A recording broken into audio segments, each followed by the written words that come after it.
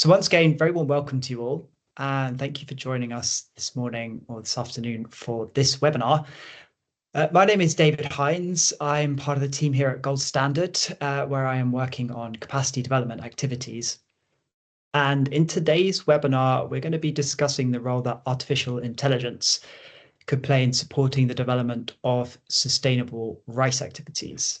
So I'm sure if you're here today in this session, you'll already have noticed how AI is sort of everywhere these days in the news, and hardly a day passes without more analyses and predictions about how it could disrupt different industries and sectors.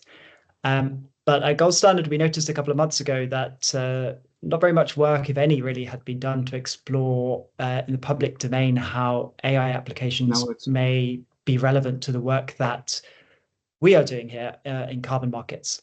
And so to address this, we partnered with the remote sensing and AI technology company Mantle Labs, who join us today, to undertake an assessment of where AI may be applied at different stages of the life cycle of a low carbon rice project. And we have undertaken this research as part of a program that Gold Standard is implementing with the International Rice Research Institute, IRRI, in partnership with the Australian Department of Foreign Affairs and Trade through the Business Partnerships platform. Under this program, we've done a number of activities over the last year or so focused on low carbon rice. Most notably, we published a new methodology last summer, which replaced the previous CDM one. And we have produced a suite of supporting resources for users of the new methodology. And you can find all of these on Gold Standard's Rice Sustainability Hub webpage. But back to the topic of today. So the findings of the assessment that Mantle Labs carried out were written up into a short report that was published about 2 weeks ago. You can find a copy of this report on Gold Standard or Mantle Labs website, and certainly I would encourage you to download a copy and give it a read. The report itself covers two things. So firstly, it goes through all of the steps that a developer must follow to plan, develop, and implement a RISE project under the new Gold Standard methodology. And then for each of these steps, it assesses whether an AI application could be used to streamline and improve upon whatever the current approach is. And secondly, it summarizes the results of a demonstration that Mantle Labs carried out of one of the AI applications they identified. I should say, actually, from our perspective at Gold Standard, it's certainly been an interesting and informative exercise for us. And so we are very excited to have the team here from Mantle Labs to give an overview today of what it was that they found. And so just in terms of what we're going to be doing for the next hour, so in a moment, I'm going to hand over to Neil and Belen from Mantle Labs, who will run us through both the findings of the assessment exercise as well as the demonstration that they carried out. And after we've heard from them about the report, we're going to move to a discussion with our panel to get their reflections on the findings. And just lastly, before we move to the presentation, I would really encourage you to enter any comments or questions you have via the Q&A function. We will do our best to answer them over the course of the webinar, including in the panel discussion that follows later and the dedicated Q&A section we have at the end. So that is it from me. Just once again, very warm welcome to you. Thank you for joining us. And without further ado, I'm going to pass over to Neil and Belen and John. Over to you. Yeah, thanks, David. I'll just share my screen.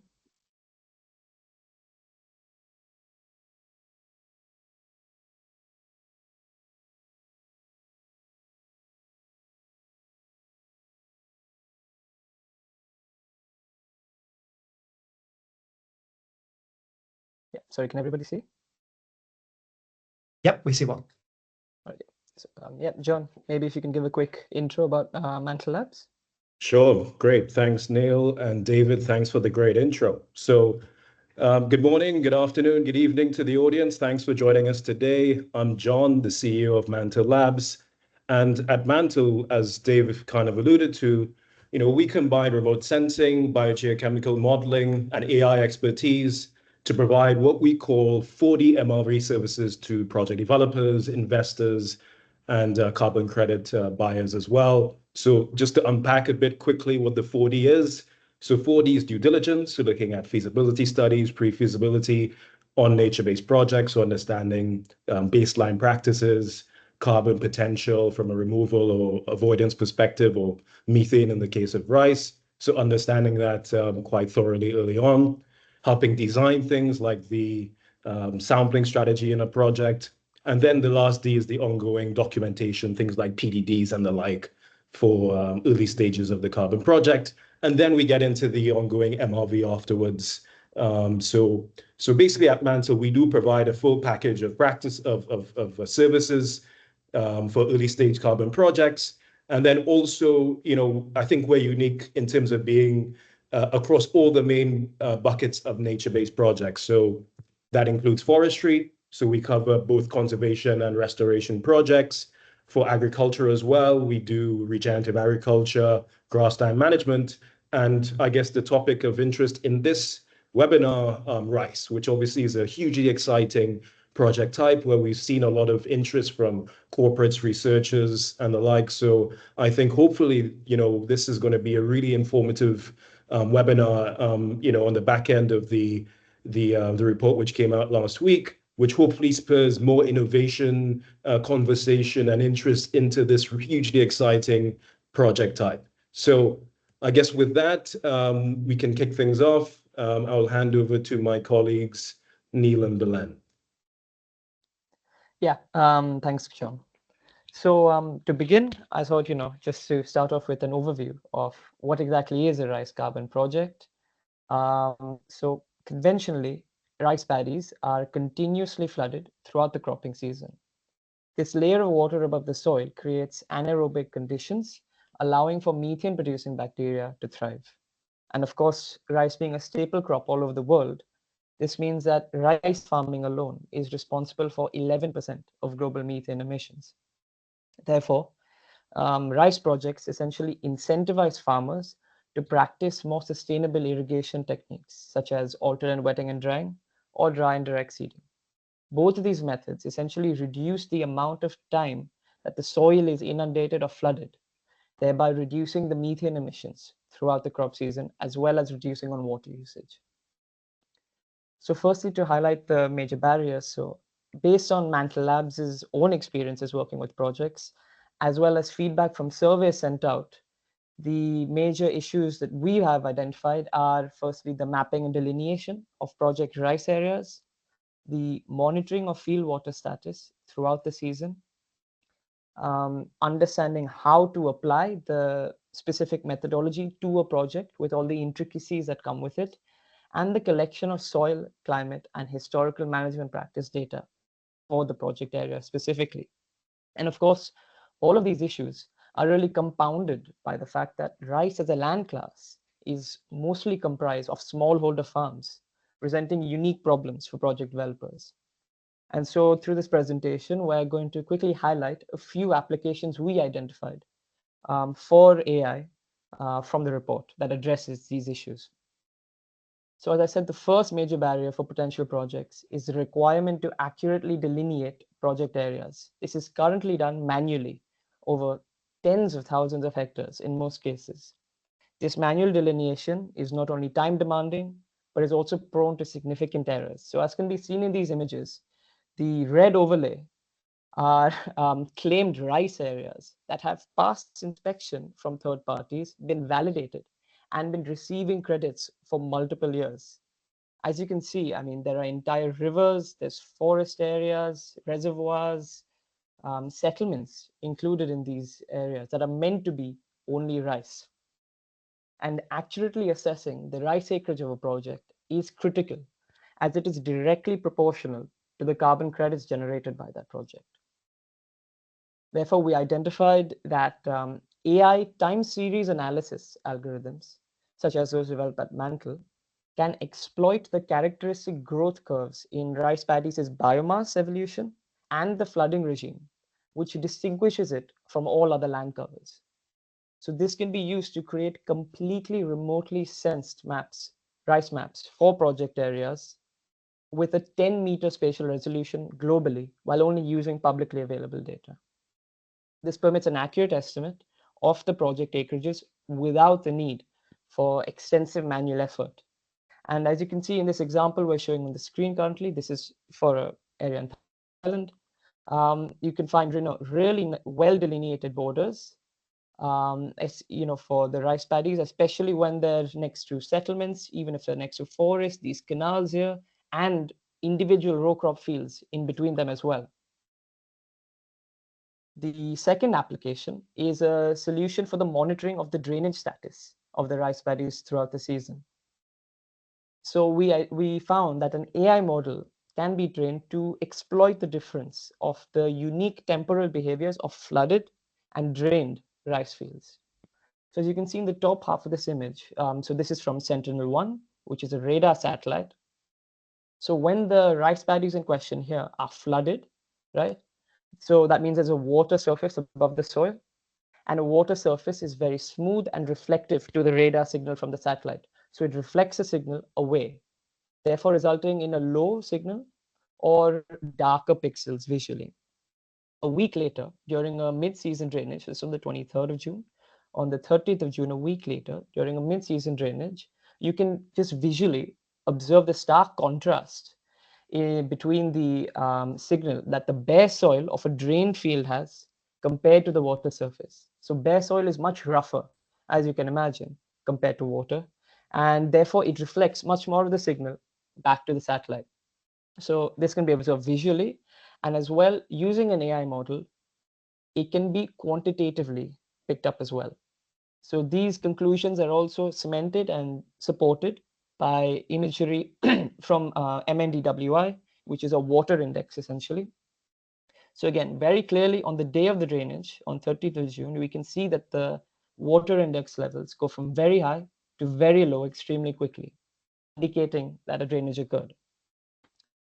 And such a model can work at a per field level, which would grant a spatial overview of which fields actually in a project region are and aren't actually practicing these mid-season drainages required by the methodology.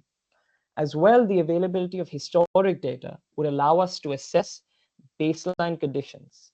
So whether individual fields or regions meet the applicability conditions, such as of being historically 100% continuously flooded.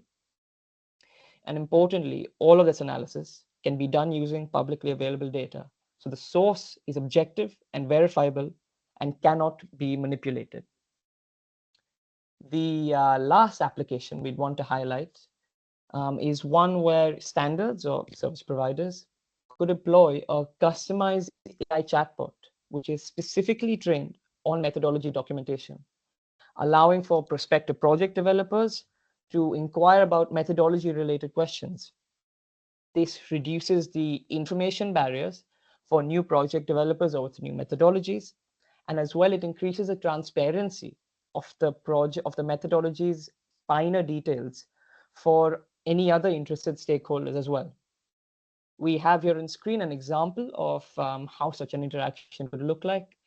And the aim would be that even very specific, precise questions, for example, even related to the calculation of emission reduction estimates, which emission factors to use. So even those would be able to be answered by such a chatbot.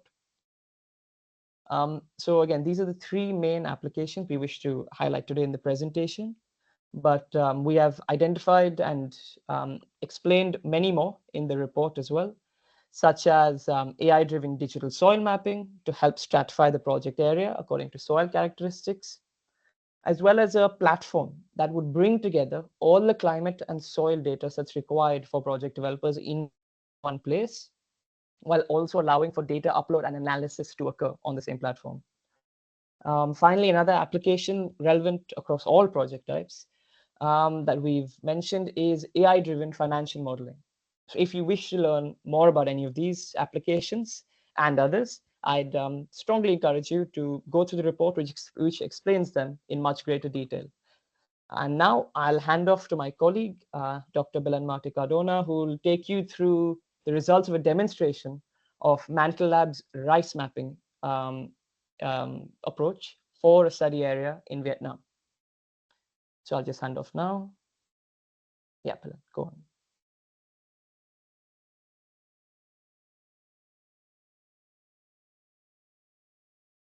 Thank you, Neil. Can you see my screen? Yes, perfect. Yep.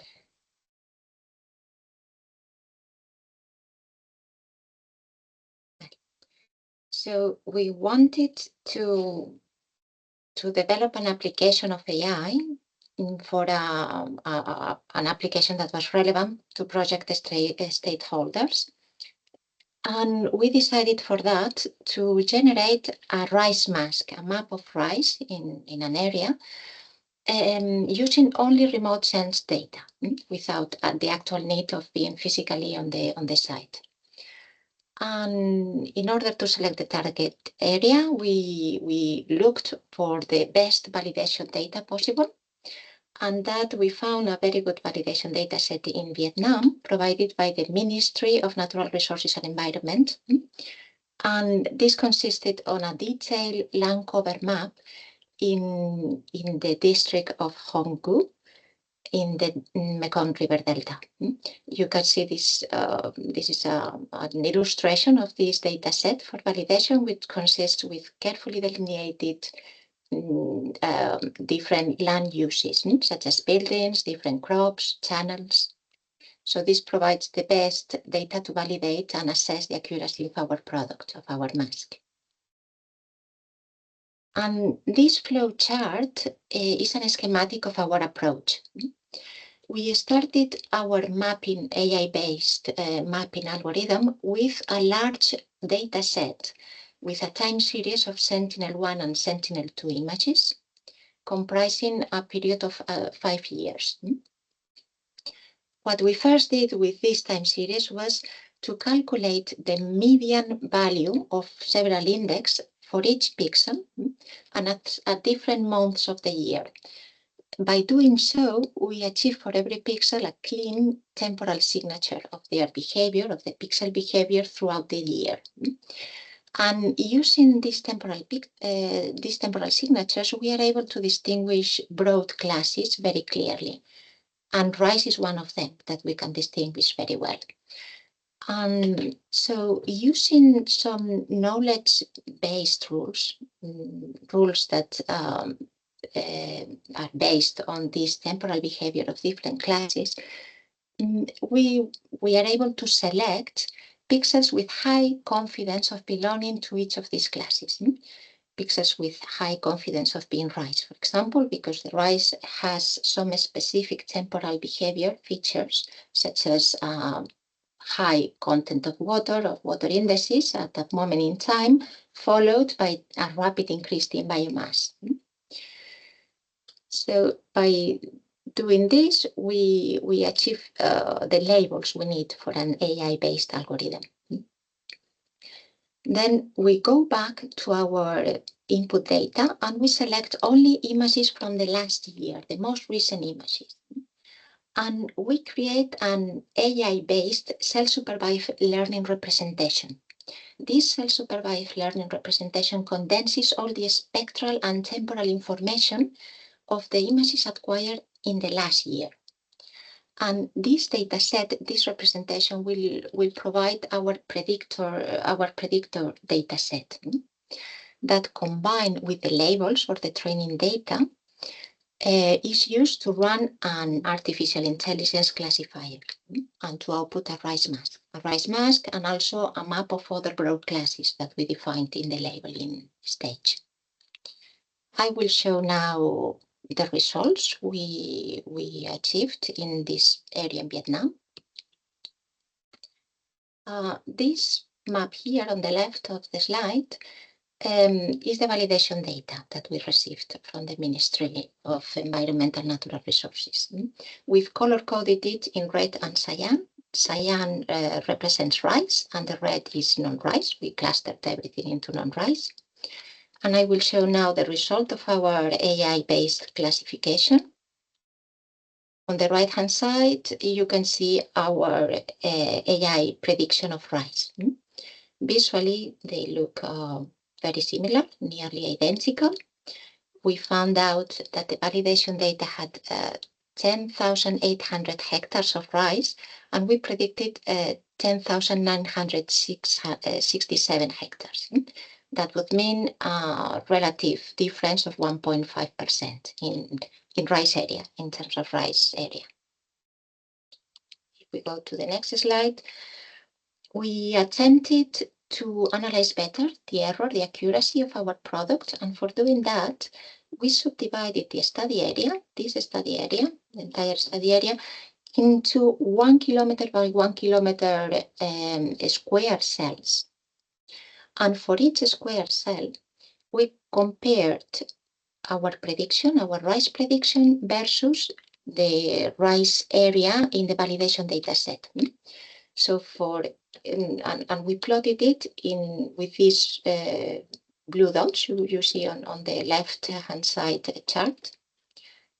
You can see that these dots of predicted versus actual area are very close to the one-to-one line, which would be perfect prediction, with an correlation coefficient of 0.97, which is an excellent result. We consider an excellent result.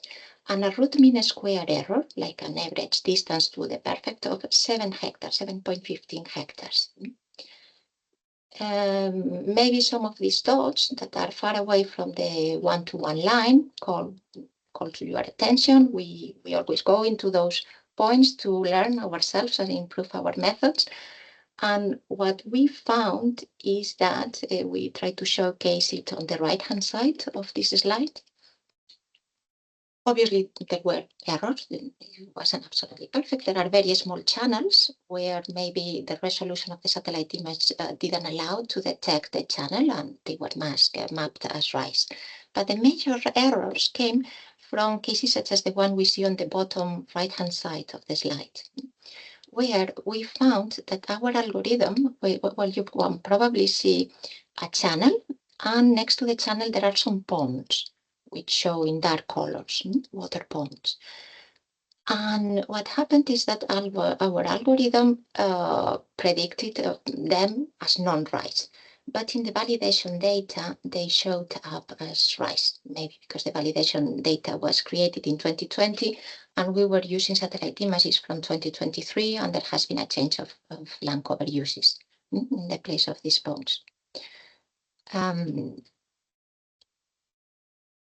So how would this rise mask be useful for project stakeholders?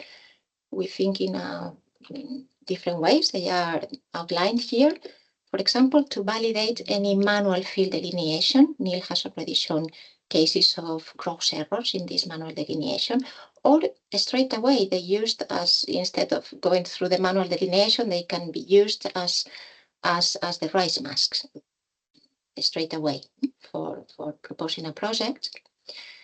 They could be used, these masks, they could be produced over large areas and complement the IRIS spatial data set and updated on yearly basis to have always large, over large areas, the map, an accurate map of rice cropping areas.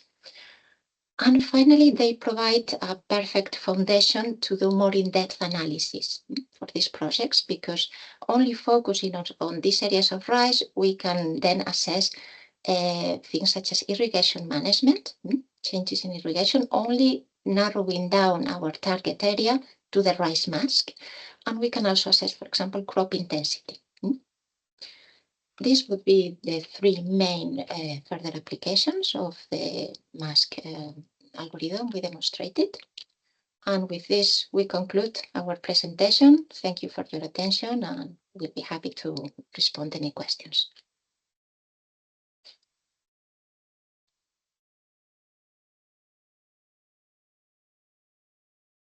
Super. Thank you so much, Neil and Belen, for this for the presentation and giving us an overview of the work that Mantle conducted under this activity. Just to echo what Neil had said, the report does contain many more applications that were identified, some of which are already available and being applied for carbon projects, including rice projects specifically, others which actually have been developed really for other sectors or products, but could apply for carbon finance and carbon projects. So do take a look, and you might find other information there.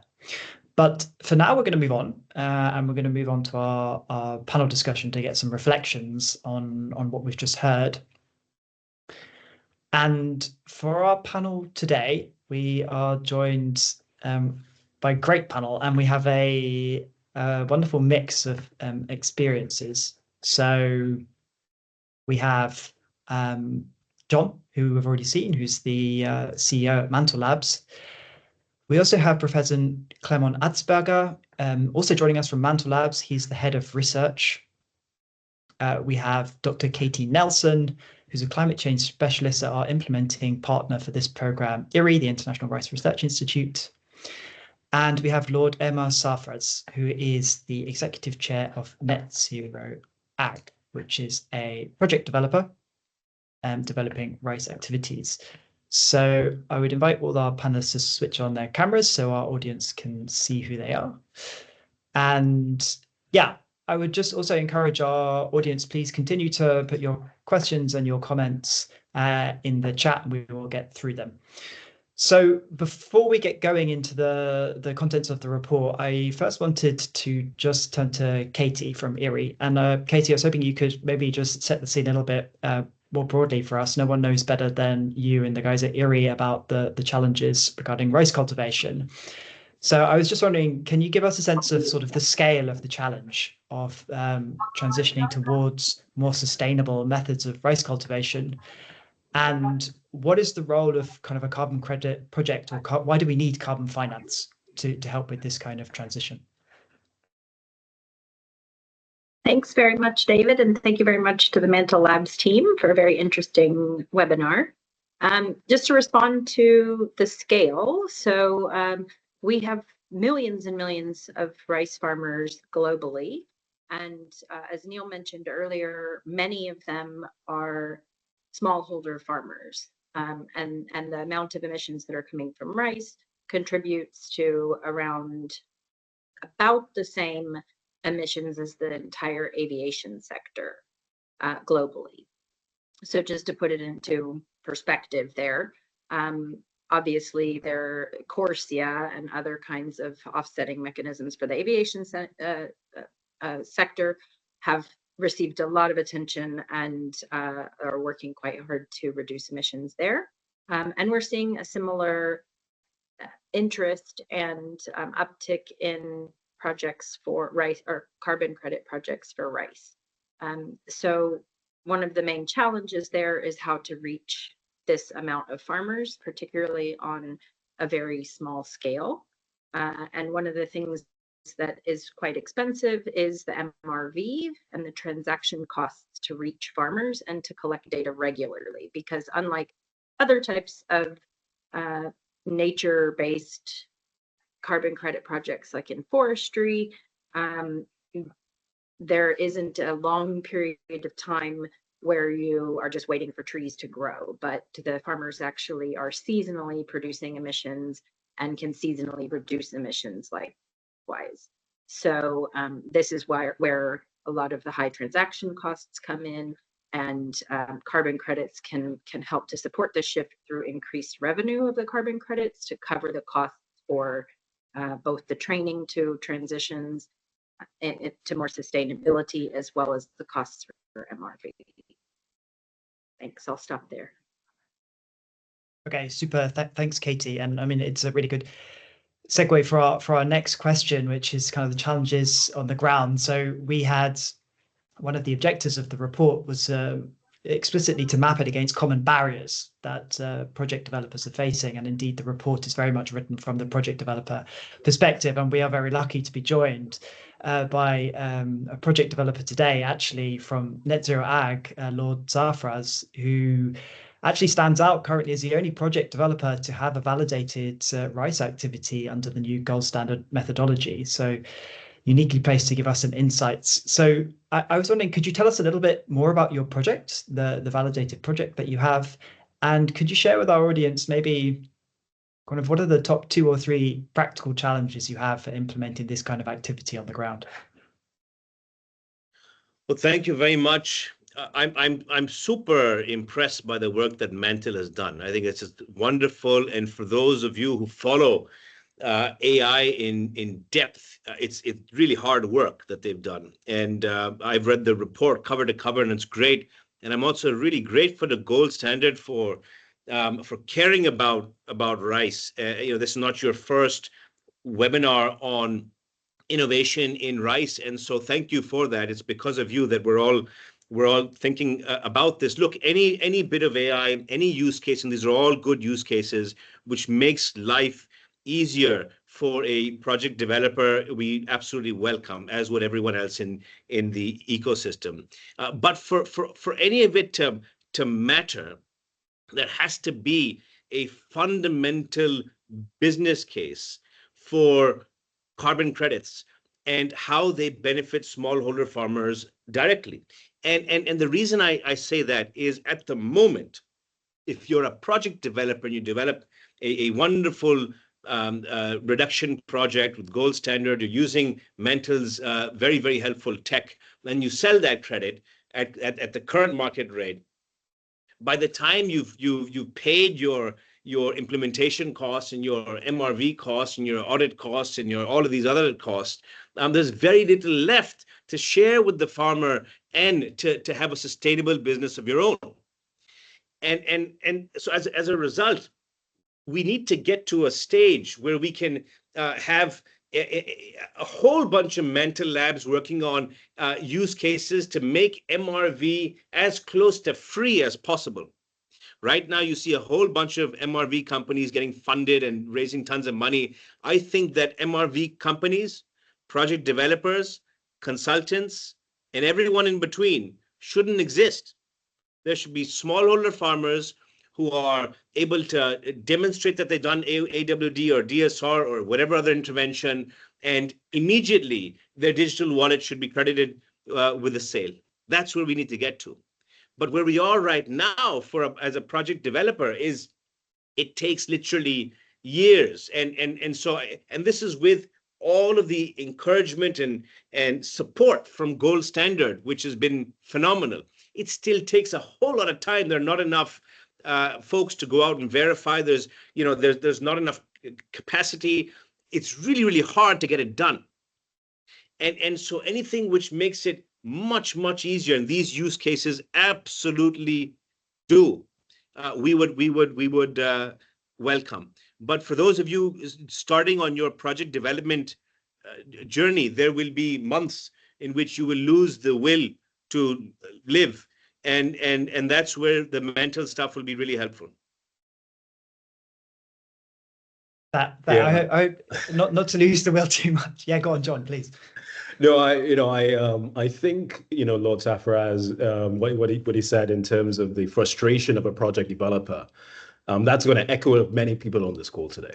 I think, the timelines are so protracted, it's so difficult. And when you think about the urgency of climate action in particular, it just seems anathema why that should be the case. So I think, what I agree with as well is we can streamline the whole process, right? And I think that's the ethos of the report as well. How can we bring the due diligence, the reporting, the documentation, the MRV into one place? And that's what we strive to do with Mantle Labs, I would say. And lastly, before I switch to Clement, because he will bring a lot more of a scientific lens to this conversation, prior to being on technology side and the AI side, I was an agriculture trader, right, for over a decade. And I saw firsthand how we moved from having people on the ground measuring a few corn yields or whatever else to using remote sensing data. And now, after 15, 20 years, that's common practice. So we had a whole industry shifting from, slow on-the-ground measurement to using primarily remotely sensed methods. And I think we are going to see remote sensing, obviously, making leap forwards in terms of supercharging project development and all the other AI-enabled components like the documentation, right? All those things are, I think, within the next couple of years, going to be transformed. And I don't think it's too ambitious to think that we could have carbon credit generation being really condensed into a few months as opposed to multiple years. I think that's, hopefully the frustration is abated when we have a call like this in a year or two. But let's see. Clement, maybe you can opine as well on this kind of topic. Yeah, I just want to add one point, often people underestimate the size of those projects. So we talk typically about really thousands of hectares, right? If you have ever done field work you know, it's just not feasible to do many of the things on the ground, right? Because how much can you walk during one day? Yeah, even if you have a team of 10 or hundreds, how much they can really cover. I bring this up because many people, you know, I was in academia for over 20 years, full professor and so on. Many people tend to think when it comes to nature, the best is to do field work, because field work gives you the whole standard, right? That is really the measurement on the ground. But it's only true for this local position where you measure something. All the rest you don't see. You don't see it at all. So if you look at this, having a locally very precise measurement, and on the other hand, having this constant observation from space, I mean, you don't even imagine how precise these measurements are that we do from space. These satellites are 700 kilometers away, and you can still track, I don't know, rice and other crop types. You can see the water status, and you see this in a spatially very homogeneous way. You know, there's no reason for the satellite to lie. It's just transparent, objective data over huge areas in a kind of synoptic view. So all is comparable across space and time. And this is what we leverage, right? The key is to remove and to use fieldwork just as a complementary to satellite-based analysis, right? Not the other way around. We should get rid of, and this is what drives the cost. The cost is driven by things that we can do easily from remote sensing, from satellite. So there's huge cost savings possible. Thank you. And while we're on this topic, I just want to pose to Clement one or two questions which we've had in the Q&A, specifically around data, which I think it'd be well placed to answer. So we had one which was around any possible errors in the satellite data caused by adverse weather conditions. So this is related to if it's cloudy. And also we had another one regarding how do we deal with uncertainty and any kind of modeling errors. Yeah, so the weather conditions, the case study we did in Vietnam, but we have also many other projects ongoing. They are mostly in cloudy areas, right? So, but we have two solutions for this. First is, you know, we don't have only a single satellite in space. So every piece on Earth is at least monitored every 2 days, right? So there's a really high revisit frequency, and this is only increasing over time. You know, now all the private actors come in, you know, the space agencies, they build more and more satellites. So this only improves. You can think about next year having every place imaged at least once a day, right? So there's this issue already a bit solved. Second, we have radar satellites.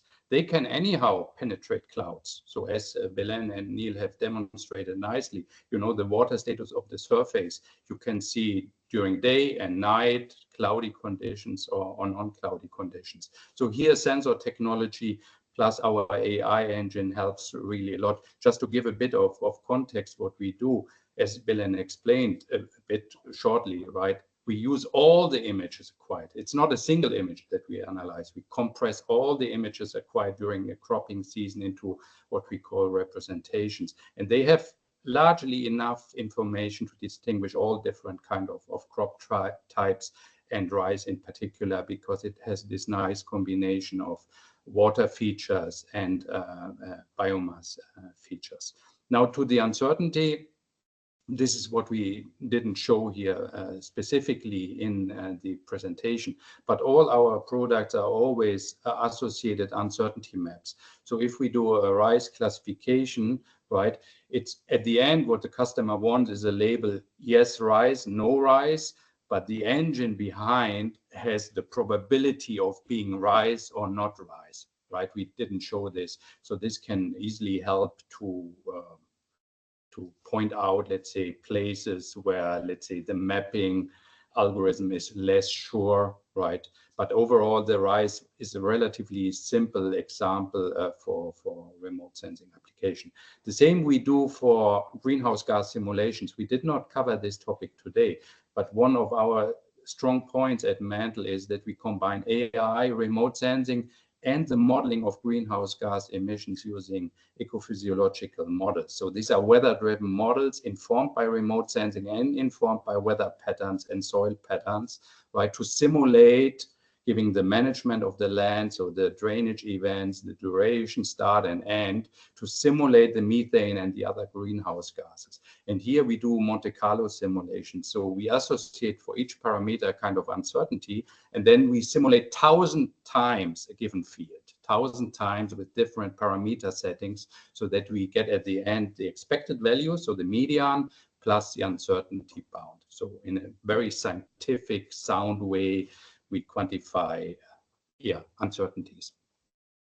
Thanks. Lotsaphras, you were going to come in. Was there something you wanted to add? Yeah, I just want to point out that in terms of pain points, and I raised this because I hope Mantle Labs can help fix it. The biggest pain point we have as a developer is when you go to sell a carbon credit, you're asked, how have you determined your reductions? And there's only two answers, directly or indirectly. That's it. And if you say indirectly, you're in big trouble, right? I mean, people want to move as far away from indirect inferred measurements as they can as possible. You want to measure directly. And that's understandable. People want to know actually what the reduction has been. And right now, the only way we can achieve that is through chamber measurements or eddy covariance, etc. And this season, we've conducted the largest commercial program ever in terms of methane measurements in the field. We're taking thousands and thousands of samples from the field, putting them in little vials every 2 weeks and shipping them to a lab to test the gas level. I mean, it is awful, it's difficult to do, and lots of things can go wrong in it. But that's the only option a developer has right now. And so we need to get to a stage where we can evidence direct measurements at scale, low cost. And so, John, that's a challenge for you guys to help us fix, because that is really the crux of the pain point. If we go out, do all of this stuff, and then show them a map which says, look, this is flooded, this is not flooded, AWD took place or didn't take place, it's still not a direct measurement. And I've been customer facing now for years, and I've seen exactly what they just are moving away from it. Yeah, I think maybe Clement, you can come in on that, because we have some opinions on the measurement of the methane side as well. Yeah, just as I tried to explain before, again, the measurements should be limited to validate the models, not the other way around. You will always have the need for field measurements, as you said correctly, right? But they could be placed in a way that we do using these ecophysiological models, which simulate the greenhouse gas emissions, right? Taking into account, let's say, the local conditions, the local management practices, the soil conditions, weather conditions, and the remote sensing inputs to simulate the greenhouse gases. Now, people would not believe pure model results. They would not believe it, right? Even if they are built on, I don't know, decades of academic research, they would not believe it. But what we could do and what we should do is to say, okay, now we see in this area in Vietnam, just as an example, right, 3 different behaviors of greenhouse gas emissions. In this area, it's a bit like this, and then we have different type of emission patterns, right? Let's place the chambers exactly at those locations and do the measurements just to validate the quality of our simulations. I think that would be the way forward, because the other way around, as you mentioned correctly, even all the efforts you spend, right? If you do measurements on the ground and you limit yourself to a few places, do you really get the overall emission? No, you don't get it. You might have put your chambers at the wrong place, right? And you measure something for this place, but not necessarily representative for the entire area. So again, it should be the other way around. According to us, first use remote sensing to stratify, to model, and then put the chambers where it makes sense to validate the model and to quantify uncertainties. And to be clear, I'll just quickly add, because we speak to some big tech buyers who have they started looking at ARR projects, but are getting more interested on rice. And they seem to agree with this view, right? In terms of, having a model approach, but also obviously use and stratifying as per what Clement just described, but obviously taking measurements as per what the stratified area says, right? So I think that optimized approach, that's going to drastically reduce the cost and actually increase the accuracy. So I think that's the next evolution we're going to see right now. And that I totally agree. That would be an excellent thing to do. But for that, the methodology would need a bit of a tweak, an update, and that's where we need David's help and probably Catherine's help as well. Wow, good that you mentioned Katie, because we have we've already on to the topic. So when I'd asked whether we would get onto the topic of AI-powered MRV.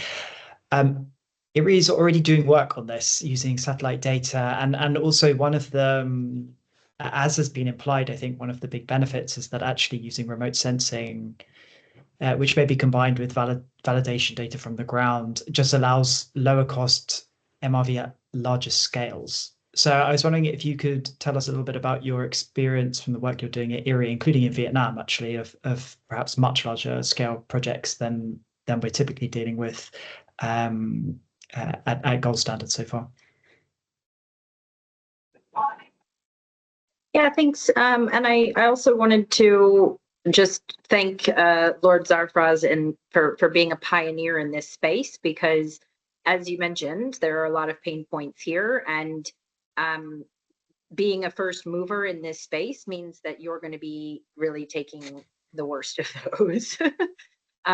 So I do appreciate your feedback here, but I also think that until we have a lot of people actually in this space that are collectively thinking of solutions, we are going to be in a similar, we're going to continue in a similar vein with having issues in terms of being able to convince buyers of the reliability, and we need to have better models that are validated on much more data. So one of the things that I think is actually a misnomer is that there exists a lot of data on what farmers are doing from season to season in different locations. And that's actually in many cases, except for in individual company cases where they're actually measuring these things, not the case. So there are some small supply chains where they really are tracking what the farmer management practices are over a period of time. But on a wider scale publicly, the data that is needed for calculating or estimating or feeding into the models is not available. And so the majority of the numbers that exist in country NDCs and elsewhere are based on a handful of assumptions. And so I hear what everybody's saying in terms of that we need to get to this place where people have very trusted models that have very low uncertainty and high accuracy. But we also need to combine that currently with data on what farmers are doing, because they change practices from season to season and from year to year. And many of those are sometimes out of their control. So we may see that different pre-season flooding practices change from one year to another based on the weather. And that can influence emissions greatly. So even if we have a lot of ground data to actually train the models, we still need to have a balance between the ground truth data for now, so that we can build up that trust broadly within the buyers. And I think we're kind of in a unique place at the moment that we have. It's a new area. There's a lot of new people that maybe haven't worked on rice before, but have worked on other crops or on forestry, entering into this space without the potential knowledge of why it's so unique and so different, and what makes it more challenging to measure through remote sensing or in just completely ways that are distant from the field. So IRI has been working on crop modeling for a very long time. We have a rice-specific crop model known as ERISA, which we're developing a greenhouse gas module to go along with that. The ERISA crop model has been validated across 100 plus different rice ecosystems. And so that with adding the greenhouse gas module to that already adds many of the components that go into the estimations for greenhouse gas emissions. And then in addition, adding the components around the spatial analysis. So oftentimes you actually need to purchase very expensive satellite imagery that has very limited or no passover gaps, because in order to train the models so that when you can use Sentinel-1 and other freely available models that have wider passover gaps of between 6 and 12 days. So those are just some of the things broadly I would say that we are working on and plan to keep in the public domain and keep open. But having a lot of shared data on what is happening in the field is really what is preventing this area from moving forward quicker, I would say. So right now, everybody wants to monetize and build on that. And because of that, everybody's siloing the information that they have as opposed to using it for the collective benefit to be able to have much faster and more accurate MRV, remote sensed MRV systems for rice. Thanks, Katie. And it's also, yeah, it's useful to know, and then the report goes into a little bit as to where the current limitations are with regards to these kind of applications. I wanted to just briefly move us on, though, a little bit from rice. So we do have a question here, which is, so apart from AWD, can these kind of applications, including remote sensing, be applied for other project types? So the question also mentions cook stoves. I'm talking about uncertainty there, but more broadly, where, for instance, at Mantle Labs, do you see these kind of applications being relevant within the carbon market beyond rice? I think I can start, and maybe Clement can also chime in. We're already very active when it comes to ARR, and I think that's where probably we've seen a bigger step change in terms of the adoption of remote sensing in a methodology. Because if you would have seen some of the new ARR methodologies, they have things like dynamic baselines where you match your project to controls using remote sensing data and have a stocking index, which is powered by remote sensing. So definitely when it comes to forestry, that probably is the leader in terms of bringing in some of these, but not limited to forestry by any means, because we've applied it to soil organic carbon quantification, working with people like Rabobank on their soil and regenerative agriculture projects, where we can quantify soil organic carbon, but obviously you can also look at the practices, right? Because as Katie said, I think you don't want to just rely necessarily on a farmer attestation, or even, they might even forget potentially what's happened historically. But the beauty is we have decades of satellite data to be able to see, even retrospectively, what have been the current common practices, let's say.